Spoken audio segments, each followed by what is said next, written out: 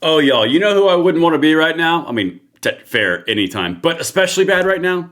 Governor Tim Walz, because the walls are closing in. Oh my God. The report that just dropped from the state auditor in Minnesota is openly saying his staff knew about the fraud, completely and totally covered up the fraud, then fake documents were created to further cover up the fraud, and then neglect of actual oversight occurred. Y'all, this is catastrophic level 8,000 radiation political issue here. All right, I'm going to show you everything. Of course, this is the show right before the live stream at 9 p.m. Eastern Time. Make sure you are there. You can follow me on X at Braden LOA. I'm going to dive right into this. I do not want to bury the lead, but make sure you guys are part of the subscription. Hit that like button, subscribe to the channel, and turn the notification bell on. There's so much to cover. I'm running out of slots to actually do videos. I mean, like, seriously. All right. Let's get right into this. Now, who is this woman, you ask? I know what you're thinking. Braden, it's just another purple hair. Well, this one's not just another purple hair. Now, this is one of the auditors in Minnesota. Tim Walz is the governor of Minnesota. And when I say the walls are closing in, oh, just watch this. This is wild, the depths that this goes to. This was definitely the most egregious thing I have seen. Maybe in my whole time working at OLA. Office of the Legislative Auditor released a damning report finding state employees fabricating records to cover up mismanagement of money, tax money.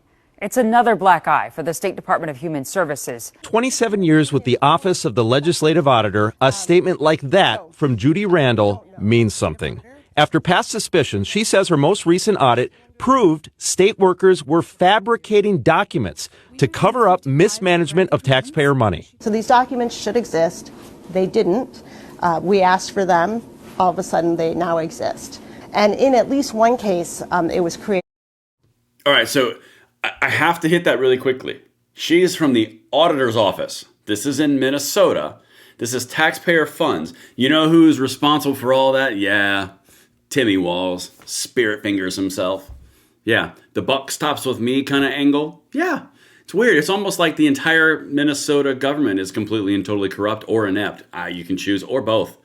Because honest to goodness, they were completely and totally fabricated. Really? And in the case, what was she about to say? And in some cases, watch this. Wholesale and backdated. We asked for them. All of a sudden, they now exist. And in at least one case, it was created wholesale and backdated by 2 years to give the impression that it had always been there and been done on time. The OLA audited the Behavioral Health Administration within the Department of Human Services, which issues grants, nearly $200 million of taxpayer money each year to addiction and mental health service providers.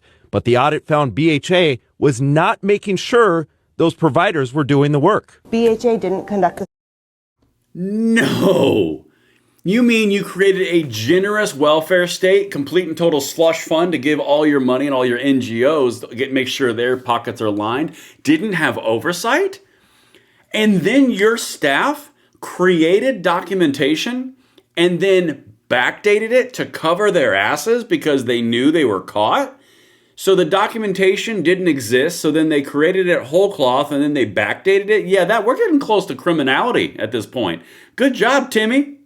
Yeah, the walls are closing in all right. I'm going to say it a whole bunch. Site visits. Our auditors went and conducted the site visits that BHA should have done. And we identified serious concerns that services weren't being provided. One of the grants examined by OLA was $1.6 million issued to the Wellness Collaborative through Zion Baptist Church in North Minneapolis. According to the OLA report, BHA didn't have documentation to give auditors to show that the services were rendered. What's more, the audit says the grant manager directly profited by leaving BHA and months later providing consulting services to the Wellness Collaborative for the grant she managed, which Randall says is not illegal. But I think How many more guardrails do you want to know they just didn't put up? So let me translate that out for you. If this isn't government corruption, I don't know what is. So the very person who manages the grants for BHS, the behavioral whatever they call it, right? The very person who doles out the money for these grants to these non-governmental organizations gave them $675,000 This one random organization that had no oversight whatsoever and was completely and totally fabricated with the documentation. There's no efforts of any type of spending going on there for the grant, and then the person running it retires or withdraws or resigns and then goes and works for that grant that she issued. Oh my God, who would have seen that coming? And it's not illegal in Minnesota? You guys are doing a great job up there. How do you not do this? It snows like 9 months out of the year. Of course, I'm Floridian. To me, everything above Kentucky is under snow. But it's not like you go outside a lot. Good God. Okay, let's continue. It raises a bunch of ethical questions at the very least. Representatives at Zion strongly dispute what BHA and DHS told the auditors. They tell KARE 11 DHS sought them out for the grant. They provided services which DHS workers witnessed. They gave DHS documentation, and they say now they believe they're being scapegoated. The former grant manager told KARE 11 any wrongdoing falls squarely on DHS. Conduct a monitoring visit to make sure the services are actually being provided. These aren't rocket science types of things. Perhaps most frustrating, It's not about being rocket science, cupcake. It's about corruption that is legalized and that has no guardrails or any type of oversight whatsoever. Because then you can deal out money. You can redistribute wealth because you have a very punitive tax scheme and code taxing the corporations, the wealth, the rich, and then it's giving out to anybody and everybody who they deem as not the wealth and the rich. It's redistribution. But because there's no oversight, people can find and seek out organizations to give money to, of taxpayer money, and then resign their post after they've given the money and then work as a consultant for the organization that they just paid. Y'all don't see this? I know y'all do, but these lefties don't. It's very questionable. No, stop it. What do you mean? And this is separate than the whole daycare thing with the whole daycare fraud of $18 billion. Minnesota, again, it snows like 9 months out of the year. Like you can do some paperwork in the off time. Okay.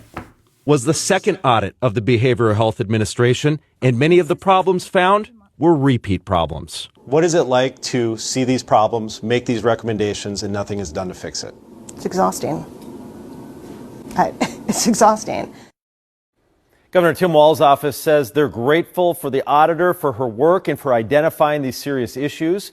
And Democratic Senator Melissa Wickland, who chairs the Health and Human Services Committee, says that it's clear that DHS has not taken actions to fix these problems as they had portrayed to the senator.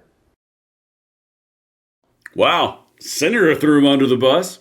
So let's just wrap this up with a very good word of warning for the lefties out there, for the libbies, okay? When you have this generous of a welfare state, that punitive of a tax code, and you have no oversight, and you're the senator, and you go, oh my gosh, Department of State Services, Health Service has been lying to me. Oh, pray tell, I have been victimized by the mistruths of an organization. Yeah, okay. The Democrats and Tim Walz have been in charge in Minnesota forever. It is making Illinois look like it's on the up and up right now. Anyway, I'll see you guys tonight at the live stream. It's going to be a banger, I promise. I'm Braden. See you later.